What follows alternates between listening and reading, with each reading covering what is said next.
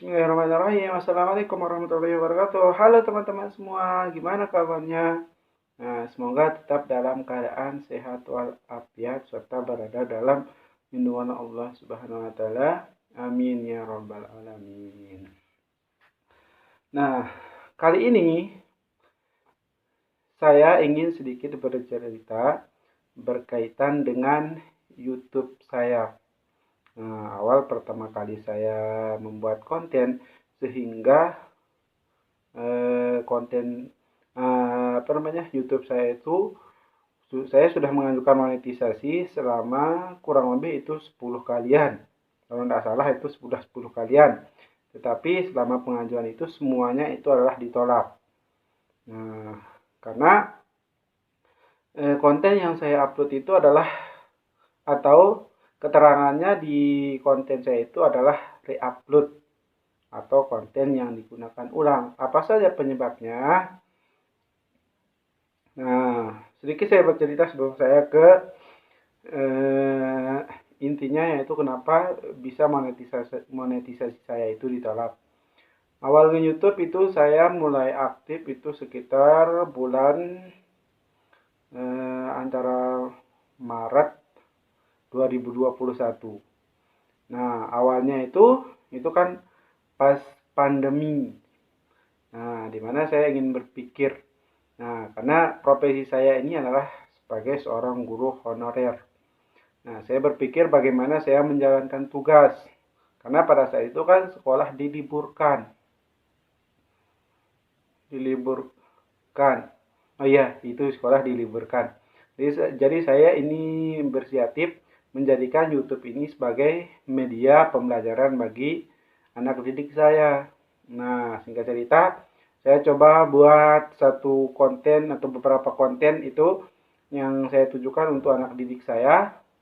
Tetapi, bahkan setiap pertemuan itu saya menyarankan anak didik saya untuk menonton dan juga untuk mensubscribe YouTube saya. Nah, tapi setelah sekian bulan itu viewersnya biasa-biasa saja.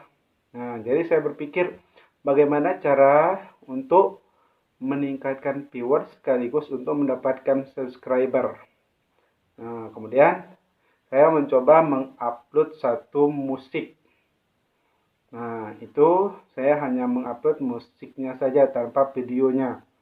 Dan saat itu viewsnya meledak. Nah, tetapi kena klaim hak cipta. Dan juga konten saya itu diblokir untuk beberapa hari.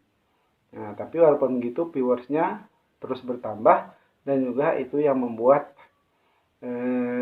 subscriber berdatangan. Nah, setelah itu karena viewersnya banyak, saya lanjutkan.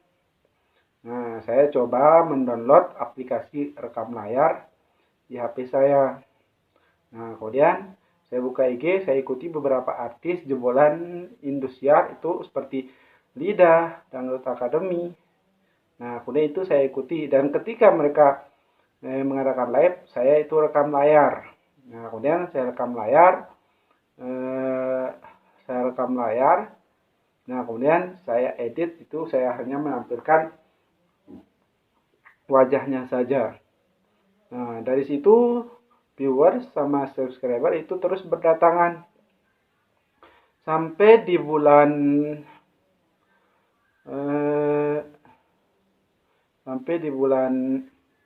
kalau tidak salah itu antara Oktober atau November. Itu saya sudah mencapai 1000 subscriber dan juga 4000 jam tayang. Saya coba untuk mengajukan monetisasi. Nah, tapi setelah beberapa hari saya mendapatkan pemberitahuan bahwa monetisasi saya itu ditolak, tidak diterima oleh pihak YouTube dikarenakan konten saya itu berulang. Nah, di sana saya sudah mulai putus asa. Kemudian saya cari-cari di YouTube bagaimana cara mengatasi konten yang digunakan ulang itu supaya bisa dimonetisasi.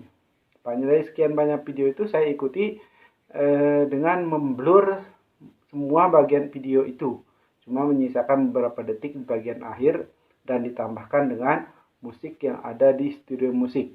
Nah, setelah batas waktu dari pengajuan monetisasi saya itu, saya coba lagi. Nah, ternyata masih belum bisa. Saya coba hapus beberapa video, itu juga tidak mempan. Nah, yang membuat saya semakin frustasi atau bingung itu gimana caranya supaya saya terus bisa mengajukan atau bisa diterima monetisasinya. Nah, kemudian saya hapus beberapa video atau banyak video lah yang saya hapus itu supaya sedikit mengurangi pelanggaran saya. Nah, intinya supaya masih tersisa 4.000 jam tayang. Nah, tetapi tetap saja bulan berikutnya seperti itu lagi. Saya mendapatkan pemberitahuan bahwa konten saya itu adalah konten berulang atau konten yang digunakan ulang yang artinya tidak diterima untuk monetisasi. Nah, kemudian saya hapus juga beberapa video. Nah, saya buat video original saya, video saya sendiri.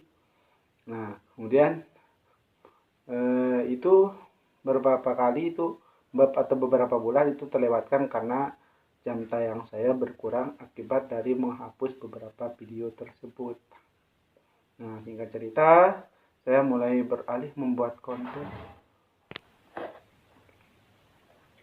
Karena monetisasinya terus ditolak, akhirnya saya putuskan hapus semua video yang berkaitan dengan live IG tersebut.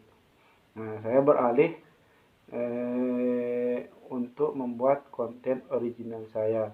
Nah, masih berkaitan dengan yang tujuan awal saya, yaitu berkaitan dengan pelajaran.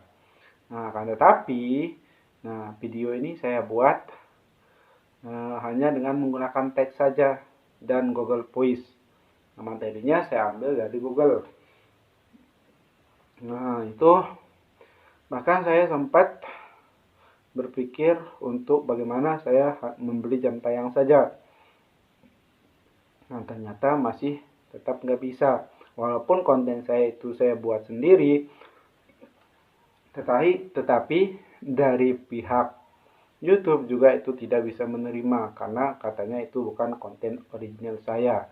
Saya mengambil dari Google dari situs dan saya hanya membuatnya dengan Google Voice saja tanpa adanya wajah saya. Nah, kemudian dari itu juga saya hapus semua video itu. Kemudian saya ada video pas saya kuliah itu ada pementasan drama, itu yang saya upload lagi. Nah, saking frustasinya saya memutuskan untuk membeli jam tayang. Nah, tetapi tidak serta-merta langsung bisa itu mendapatkan jam tayang. Itu ada beberapa kali saya juga ditipu oleh orang yang menjual jam tayang itu. Saya bayar sekian, ternyata jam tayangnya tidak ada, tidak bertambah sama sekali. Nah, kemudian saya berusaha, saya coba pakai VPN dan lain sebagainya hingga saya ketemu dengan situs penjual jam tayang yang bisa dipercaya. Nah, tetapi setelah 4.000 jam tayangnya juga itu terpenuhi, lagi-lagi monetisasi saya itu ditolak setelah saya mengajukan. Nah, sampai beberapa kali setelah saya membeli jam tayang dan juga menggunakan VPN itu,